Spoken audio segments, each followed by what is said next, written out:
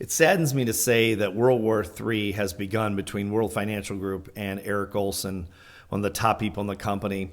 And it's sad because WFG really is a family of leaders that work really hard at what they do. They're very good people, and they help a lot of people learn how money works and get their finances straight. They also offer them a very strong opportunity. If you're here looking at WFG as an opportunity, you're going, I don't know what's going on with all these lawsuits and everything. Is this company going to make it? Are they legitimate and all that? Yes, they are. Understand, if you don't know this already, big companies that WFG is not a big company, but Aegon, its owner, and Transamerica, those are two very large companies. I've been a consultant for big companies for 30 years, the biggest companies in the world, many of them. And this is what big companies do.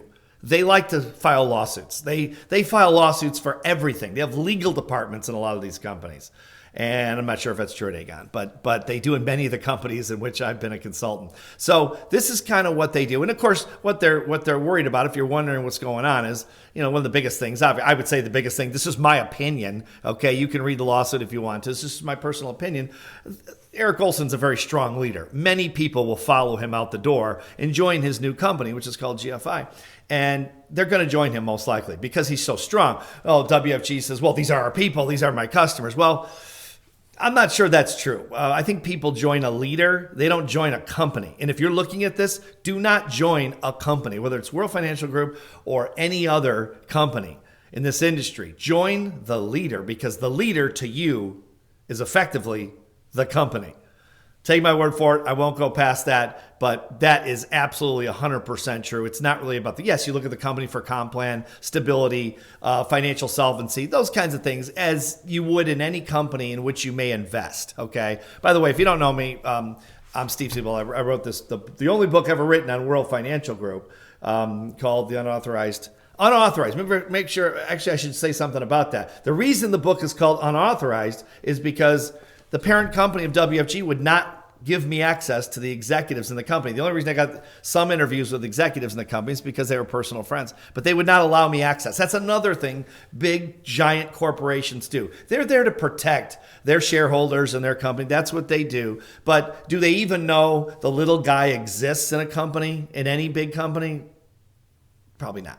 Okay, it's not a bashing. It's just the way giant multinational corporations work. Their job is to take care of themselves as the entity, to protect the entity, not to protect you as the individual, as an employee, as a contractor, or anything else. Again, this is my opinion. You may disagree. So going back to Eric Olson. So people have been asking me, some people have been asking me, you're an author. I'm just a lowly author. Why am I getting my nose in this World War III? And I'm trying not to, but I've literally gotten 400 or 500 messages since the last video I taped about this, and people are saying, I don't know what to do. I was on Eric Olson's team, and I love Eric, and I followed Eric, and I made money with Eric, but now WFG's saying these things, and Eric's saying these things, and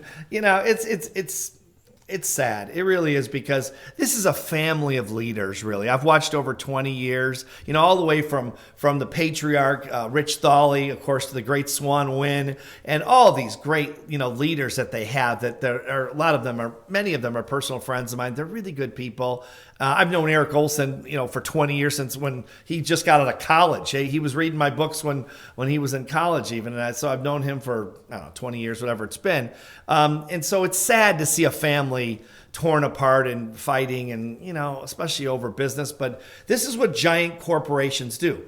They're terrified that Olson is going to have people come over from his giant team over to his new company. And I would put money on the fact that the idea that will probably happen, whether WFG likes it or not. I mean, they can sue him all they want, but if people, they don't own people. You can put it in a contract that you can't recruit people actively to another company. That's what's in the contract, roughly, right? But anyone, all the leaders, many of the leaders, let me say, that have left besides Eric Olson in the last year or so, are also being threatened or sued by the company, because they're saying that they took, they took the leaders or they took people away and brought them into another opportunity. People go where they want to go. They don't care about the company. They care about the leader if they're smart. They follow the leader. These companies, these opportunities are all about the leader. Okay, so again, if you're looking at this, you're brand new, you're going, holy mackerel, there's a lot going on here. There is, because there's a lot of money involved and a lot of people's futures involved. But follow the leader. And as I always say about this, and I say this in the book, leadership in this company, as in all companies, to be fair, varies greatly. Let's go to Eric Olson on that note, okay? Eric Olson has been a controversial figure in this company, I think, since he really became a leader within the first, I'd say, 2, 3, 4 years. Okay, he's been a controversial figure. He is a beast. I would say I've known Eric for a long time. Okay, I call Eric a beast all the time when I talk to him because he's an animal, and I mean that in the most affectionate way. In that he's unbridled ambition, but one of the great things that happened over the last few years is Eric was mentored personally by Rich Thawley, the patriarch of WFG. I would call it the patriarch of WFG, and arguably one of the best people, if not the best person that ever graced a WFG stage and opportunity. And a very ethical, nice guy, known Rich for a long time. Rich and Cindy, of course, Cindy is his wife. And these are really, really good people. And he has been holding Eric's hand, guiding this mountain of energy, ambition, and drive very steadily through the last several years. So I think right now they might be at odds. I won't go into that anymore because I don't know too much more about it. But I hope they're not at odds. I hope because I know they're very good friends, very, very close friends, and Rich has guided him. But going back to Eric, not only is Eric this ball of fire, ball of ambition, drive, he's what in the military they call a fighting general. There's a lot of generals, leaders, let's say, in WFG that are overriding big teams because they've been there a long time, just like Eric's been there a long time, okay? They're not in the fight anymore. There's no blood on their clothing. Olson is a fighting general. Fighting general is one that's out there in the, with the soldiers fighting. Matter of fact, they're usually the first person out in front. That's Eric Olson. He's been a controversial figure again for many, many years. I've not always agreed with Eric. Eric and I have gone head to head on some things, different things, and had great debates over the years. I've always respected him, but everyone has a different way of operating their business and their team. And make no mistake, whether you like Eric's style or you don't like Eric's style, or you disagree with things that he does or says or whatever, no one can deny the power of Eric Olson's leadership. I don't care if you like him or not. If you tell me or anyone else that he is not a powerful, influential, dramatic leader in the best way, I think dramatic in terms of his passion, then I don't think you've seen him in front of a team. Well, I have seen him in front of a team many times. I've worked on stage with them many times. And I've seen his people crying in the audience because they know he cares about their future. Again, he's got his critics. And I've criticized him before as well, face to face, knowing each other, just talking about, different things and approaches and that kind of thing. And I haven't always agreed, and other people may not have agreed. But any powerful leader that's out there, okay, any powerful leader in WFG, outside of WFG, again, I've been working in big companies for a long time, okay? They're all the major leaders are controversial, okay? In 2001, President Bush appointed me to the National Charity Committee, okay? And that was right after 9/11 happened. And so I got a lot of interviews about that. I talked to a lot of people, and they said, how do you feel being part of, a minor part of the Bush administration, going into a situation where we may be at war? And I said, I'll tell you the truth. And I said this publicly. I said, it's not President Bush that helps me sleep at night.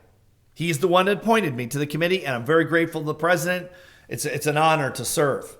When the president, of the United States calls you and appoints you to a committee, that's a pretty big honor. And I felt honored, and I still do to this day. I said, but I'll tell you what helps me sleep at night. Dick Cheney. I know a lot of people hate Dick Cheney. They hated him then. I have my own personal feelings about it. It doesn't matter. But I'll tell you what, I slept better at night knowing that if we went to war, if the United States went to war, Cheney was the one running it. And in my opinion, he was the one running it. Bush was smart enough to let a serious leader like Cheney, again, you might hate Cheney, you might love Cheney, people have things about Cheney. And I don't like everything about Cheney. I like some things. But again, like Olson, you're almost kidding yourself if you say he's not a super strong leader as Cheney. Same thing with Cheney. It's just a super strong leader that would make the right decisions, the hard decisions. Maybe not decisions everyone would agree with. But if you're one of the people on the front lines, I was not on the front lines, of course. I was just a committee member. I was not a soldier or anything like that. But it felt good to be a part of a team that you knew Cheney could lead because he was a badass leader. Like him, hate him, all that, okay? And I think the same way about Eric Olson, okay? I don't want to go too far into this because, again, I'm just the author of this book. Okay, I have no dog in this fight. I love all the WFG leaders. They're a lot of my good friends, and I wish all of them the best as I wish Eric Olson the best. Okay, but I just want to say this just to be on the record because I keep getting all these messages because so many people have read the book, I guess, okay, or see me online or whatever it is. That this is the last thing I'm going to say about this, okay, at least in this video. If I was a person, a young person, or any person, even if I wasn't young, okay, and I was trying to become financially free, which is usually the reason people get into World Financial Group or any other opportunity. They want to be financially free. It's not to drive a Rolls Royce. It's not to live in a mansion. It's to become financially free so they can take care of their families, control their life, all the good things we already know that comes with financial freedom. Okay, I've been in that war before, that war for your financial freedom. I started out with no money, like most of us do in this country, unless we're in, part of the blue blood group, which I never was, and most people are not, okay? So I had to start with zero. And just like everybody else, most people start with zero, right? And maybe you're in that spot right now. If I had to start over and become financially free from the bottom and go through what I know looking back it took me to get to be financially free, that's a war. To me, that was a war to get financial freedom for so many reasons. It's tough to come from nothing and build a small or maybe large fortune. I don't have a large fortune. I have a small, I'm financially free. I'll leave it at that. But bottom line is people have made a lot more money than I have. Okay, so just in the interest of full disclosure. But that said, enough money where it's enough. Where you don't have to worry about money ever again for the rest of your life. That was really hard to do. That's a war. You got to fight. It's a war within yourself. It's a war just in every way, okay? And so I say that to say this. You make your own decision. Don't take my word for it. Don't take anyone's word for it.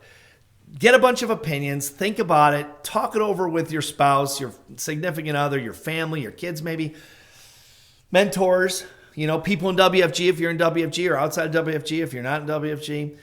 Do your homework. Don't just listen to some talking head like me, author, that makes an opinion. I'm just giving my opinion because people are asking, okay? If I had to start over again and fight the fight for financial freedom, it was worth the battle. There's no question about that. Being financially free is a different life. Make no mistake. And I'm not talking about buying big houses and fancy cars. Like most self-made millionaires, I've had all that stuff, okay? And it's all fun and it's all great, for about a week. And then you get used to it. It's a big house instead of a small house. It's a fancy car instead of a not fancy car, okay? It's still a car and it's still a house. You get used to it very quickly. But what I think the reason people fight so hard, and I fought so hard for it, was because you have freedom. You're not beholden to anyone for the rest of your life because you have more than you need. That was worth the battle. None of the other stuff was worth it to me. But the freedom to live life on your terms, no one else's terms, not WFG's terms, not Eric Olson's terms, not Joe Blow's terms, no, your terms, you decide, okay? If I had to fight that fight over again, just my opinion, I'd follow Eric Olson into the battle. That doesn't mean I don't love all the leaders in WFG because I have a big affection, and I think they know that. I mean, this book, critics said I wrote a love letter to this company. When I say company, I don't mean the company itself, but the leaders. And I guess maybe I did. I didn't try to do that, but I have a lot of affection for street entrepreneurs, people like me that started from nothing and built something, to at least financial freedom. And that's because most people never get that chance and they never achieve it if they do. And so you could do worse than following a leader like a fighting general like George Patton, a guy that took up a sword and a gun and led the troops. He didn't coach them from behind. He wasn't overriding a team because he'd been there so long and he just collects overrides. This guy's in the battle. He's the first one to fight. I've watched it. This guy was a millionaire at a very young age, okay? And he still kept fighting. And I think he's a better fighter now than he was 20 years ago when I met him. That's the kind of guy. If you're going to go into a war, and it's a war, in my opinion, to become financially free. If you're going to go into a war, I want to follow a warrior that knows how to do it like Eric Olson does, and I'm going to follow him. I'm not saying you have to agree with everything he does as long as you agree with, his ethics and his philosophy and all the rest of it. You don't have to agree with every decision he makes. You think the people that George Patton, maybe the greatest fighting general of all time in U.S. history, you think everybody agreed with him? Do some research. I mean, you don't have to go too far to find there were so many critics of Patton. But you know what? When they wanted to win in World War II, who did the U.S. rely on? George Patton was one of the major people. There's no question. He was part of the reason we won the war. So if I'm going to war, I would follow Eric Olson into the battle any day of the week. Just my opinion. You decide. This guy is a warrior. And make no mistake, when the dust clears on World War III and World Financial's done suing him and he's suing back and all these, it's sad. But when all that dust clears, Olson, no matter what, if he wins or loses, he will rebuild from the bottom and he will succeed. It's my opinion. Bet against a champion is a bad bet. I've watched him, you guys, for 40 years of traveling around the world interviewing successful people. These people do not know how to quit. It is not in their DNA. They don't know how to do it. They will win or they will die trying. And I'm not exaggerating a single bit. I'm not one of those people. I'm just a small-time author, speaker and business person. And I wouldn't lead an army into a battle. But Eric Olson is that guy. And I would follow him. If it were me, I would follow him. But here's what I suggest that you do. And sorry, this video is longer than I planned. I would not take my word for it, of course. Okay. Do your research, find out what's going on, talk to people. Again, like I said before, and find out what their philosophy is. And if you're going to join Eric or any leader for that matter, find out as much as you can about that leader because they are the opportunity to you. Okay. It's not WFG. It's not Primerica. It's not PHP. It's not any of the other companies in the industry. It's not the company, the entity. It's the leader that makes all the difference in the world. So I wish everyone the best. I hate to see this World War III going on. I wish they'd all just drop the lawsuits and go back to work. I mean, I think people should be allowed to follow anyone they want to follow. I don't think WFG owns these people. I don't think Eric Olson owns these people. I don't think anybody. I don't think Aegon owns them or Transamerica. Nobody owns. This is a free market society. It's a free market that we operate. It's free market capitalism. People have a choice. They can go anywhere they want. Okay, Eric Olson could jump up and down and tell people to come with him, and they have a choice whether they want to or not. And WFG can say, these are our people, and they couldn't stop them from leaving no matter how big a company they are, that Aegon is and Transamerica. Doesn't matter. We're a free market capitalist society. You have a choice here. This is not a communist society, right? So that in mind, do your research, and let's hope all nastiness goes away and the lawsuits go away, and let the free market operate the way it's supposed to. Let people gravitate where they want to go. If Eric Olson wants to recruit people and try to build his company, well, that's what every company does. That's what every leader does. Whether they say it or not, they're all trying, right? Every leader that's ever been out there has tried to build an organization, whether it's a Johnson & Johnson or any other organization, and in a corporate entity has always tried to protect itself and always will. So let's let the free market operate and let people choose where they want to go and stop trying to force them through lawsuits to do things that they have a right to make a decision on their own to do. That's my take. Think about it, do your research, and then, plan accordingly.